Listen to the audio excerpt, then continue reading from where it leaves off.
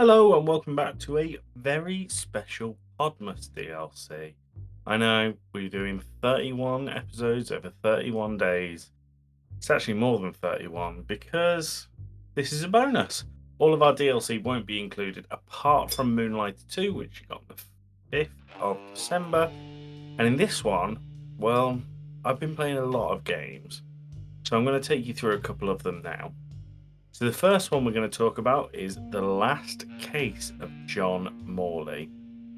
With all of these games, I will thank the developer and our friends at Game.Press for the review copies. All of these are review copies, so I want to make that really, really clear. So for The Last Case of John Morley, developed by Indigo Studios, thank you so much for the review copy of the game. The game was released in 2025 and it's a moody noir style detective game. It places you in the shoes of John Morley, a veteran detective recovering in hospital after a previous case.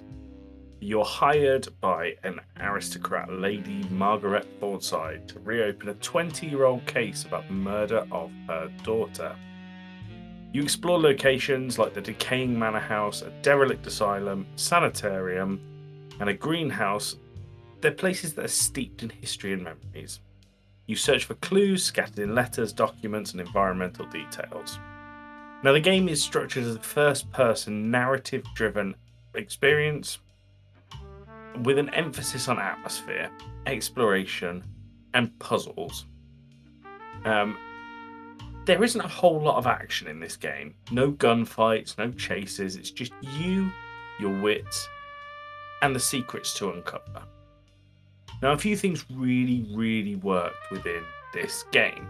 The atmosphere nails the 1940s noir mood. The decaying mansion, dimly lit corridors, eerie silence, and sound design build a sense of dread and melancholy. The game is really immersive. Another thing that I really enjoyed about this game was the puzzle and investigation focus. Rather than throwing combat or action at you, this game really challenges you to think. You search every corner, you read notes, you examine objects. There's a satisfying clarity when clues finally click and you reconstruct the crime scene in your mind.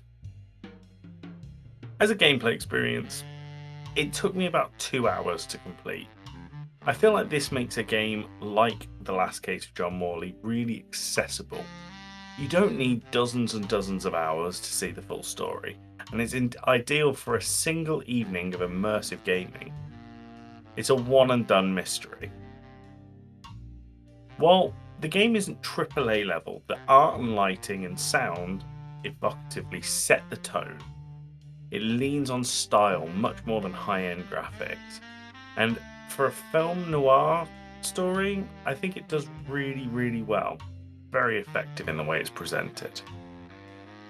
Now, with all DLCs, we go through the good stuff.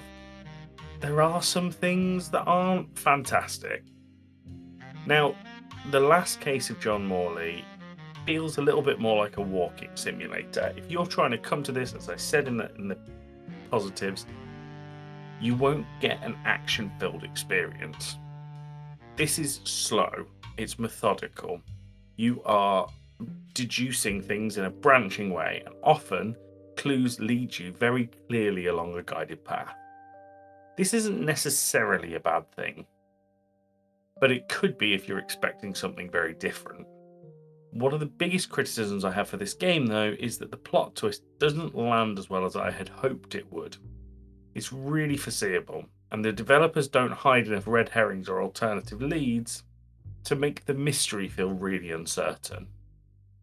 The puzzles themselves, I think there are some that are pitched in the right way that I really enjoyed. A lot of them didn't feel very hard, and because the story is linear with a single path, there's very little incentive to replay the game because these puzzles, once you've solved them, you know what you're going for again and again and again. So, if you enjoy moody, atmospheric detective stories or even walking simulators, think dimly lit mansions, whispered secrets, dusty old letters, ghosts of the past, all of that stuff, this game is a really good match. It's perfect for a night where you want a self-contained mystery that you can finish in a single sitting. without needing hours and hours of big time commitment.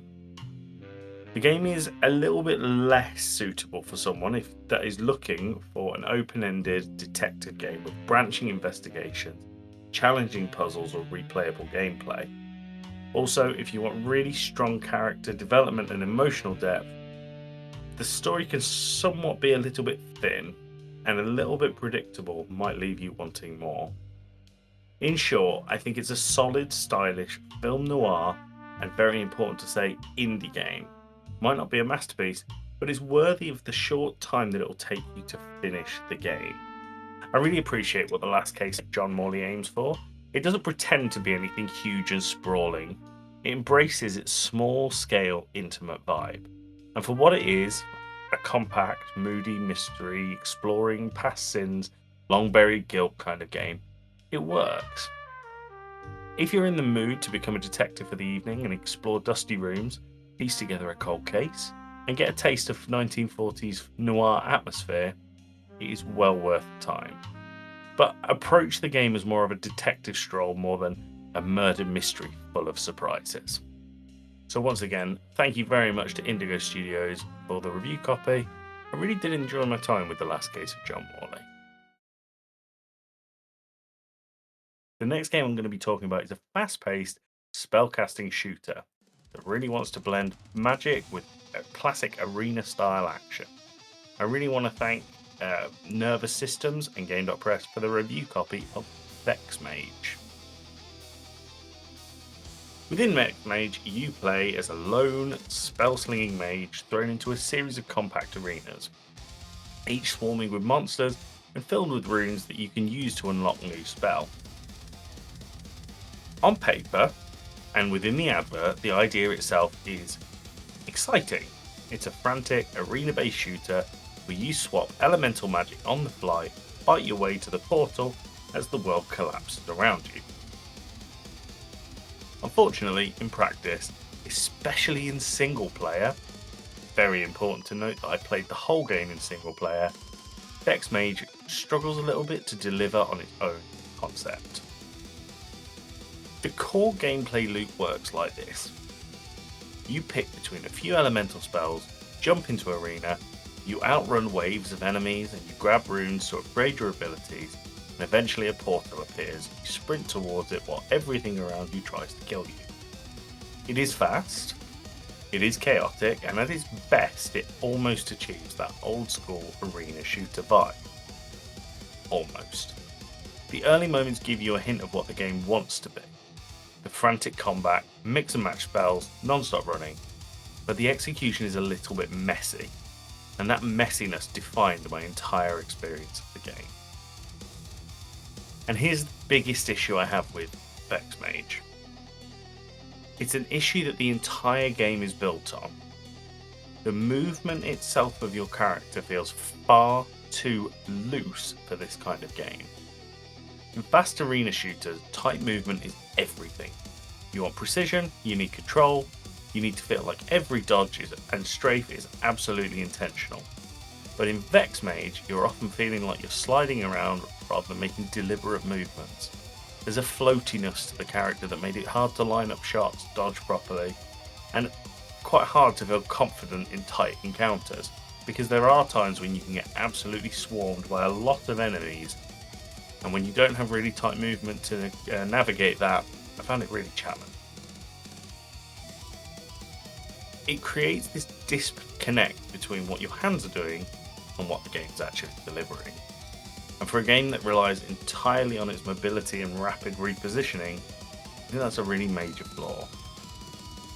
The combat itself, though, has real flashes of creativity.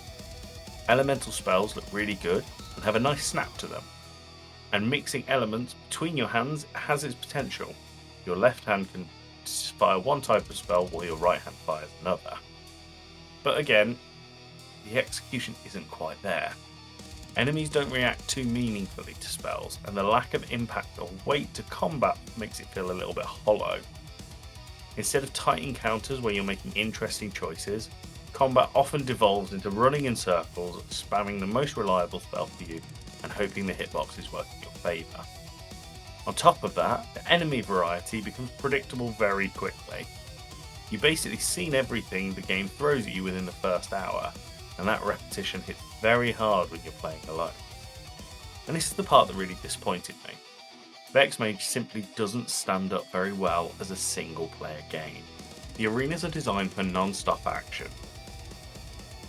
but that means that there's almost no pacing, no moments of tension and release.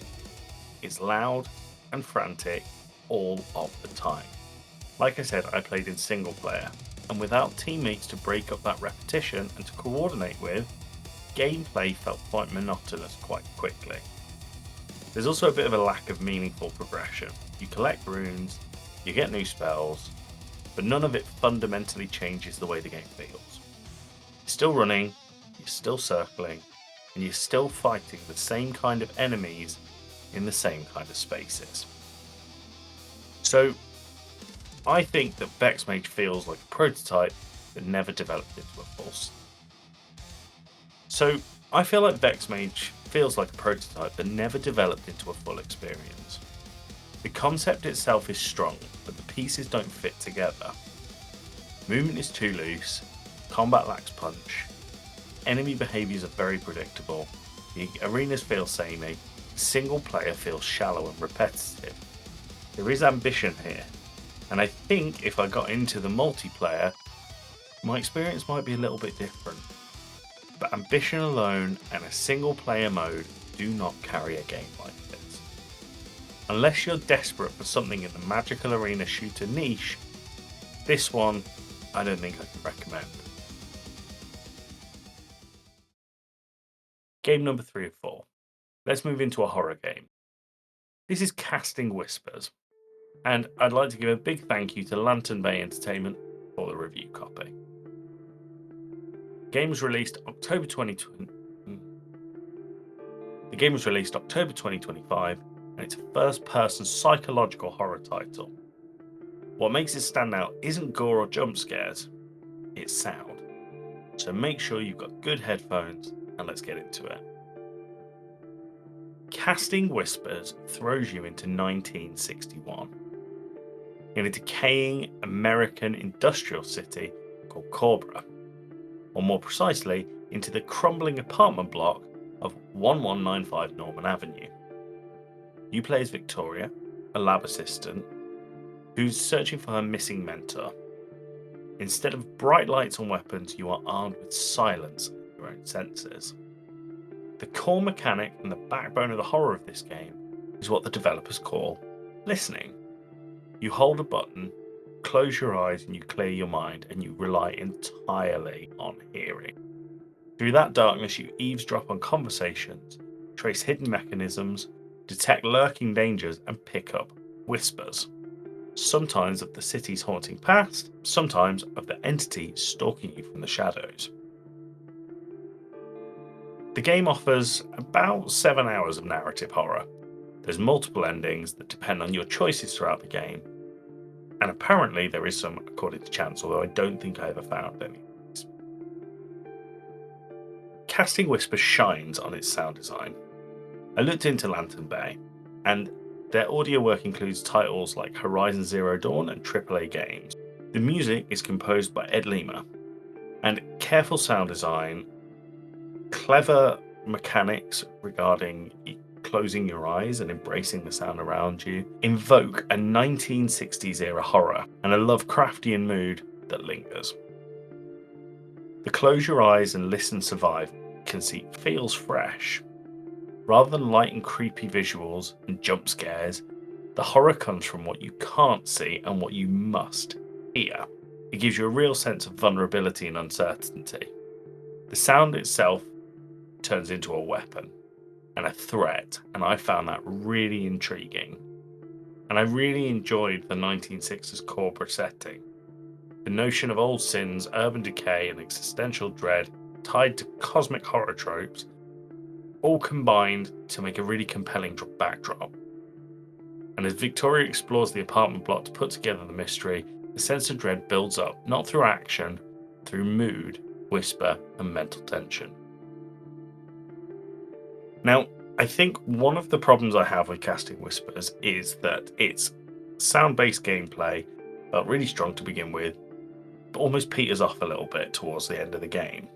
Once the initial novelty of this wears off, there are moments where gameplay can feel like a walking simulator. Exploration and story with very little interactivity. Playing Casting Whispers made it feel like you were reading a horror book, rendered in sound and space. There's no adrenaline-fueled combat. Instead, tension and dread builds really slowly. I found myself pausing, listening intently to footsteps, creaks, dark murmurs, whisperings, and I really got a sense of horror when the whisper emerged when there should have been silence.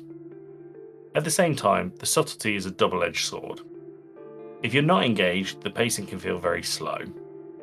Once again, like the last case of John Morley, if you're after action, it may seem very quiet. And if you're in the mood to trust your ears, the payoff of discovering a hidden note or unlocking a secret following an echo can be deeply unnerving. I don't think Casting Whispers will be for everyone, but if you love horror, creeps and whispers rather than screams, probably worth one to give a try. But I would really recommend, if you're going to play this game, make sure you're wearing headphones. If I had to summarize, I'd say Casting Whispers is a haunting, audio-driven, psychological horror experience. Its moody atmosphere was thoughtful and didn't rely on cheap scares. Instead, it reminds you that sometimes greatest horror isn't the one you see. Although, I'll always have one favourite casting, and that is Casting Views. And my final review of this episode is a game made by Movchams Vidims. It is CarCam. Now, the trailer for CarCam shows remote control cars, GoPros attached to the top. You're racing, you're doing jumps, you're searching for charge packs. It gave me a real feeling of Micro Machines, if any of you have played that. The game promised that you can steal bricks, hold control zones, and outsmart rival teams. You could smash billiard balls into each other. You could free roam, just drift and have a great time. CarCam is a really hard one to review. I got into the game. I tried to play racing. Didn't seem like there was any computer-controlled characters. So I was unable to try the racing. The only mode I could try out was free roam. And there was two maps.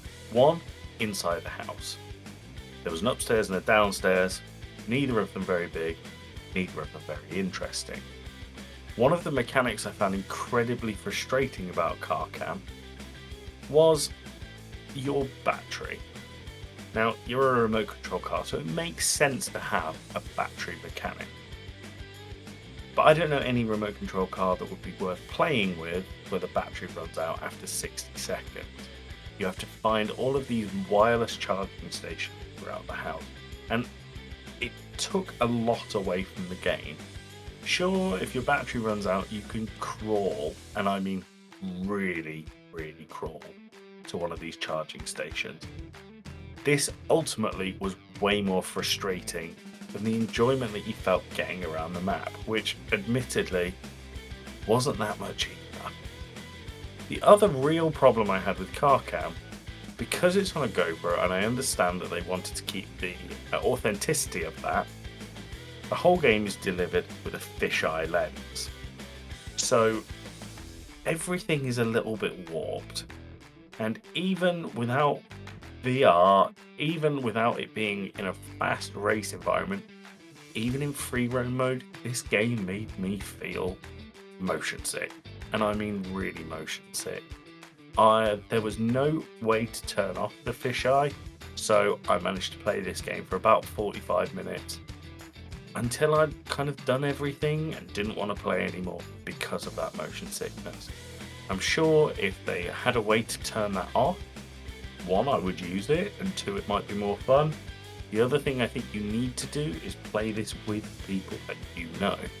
If you're going into this as a solo experience, there's not a lot there. The cars are cool, the graphics are fine, The idea is really good, but I just feel like it was executed quite poorly. Right, that's me for today. I'll be back throughout December with some other DLCs. You might hear some from Tim and Alex too. Keep your ears out. Hope you enjoyed Two Blokes from Blighty today, and I'll see you tomorrow for Podmas.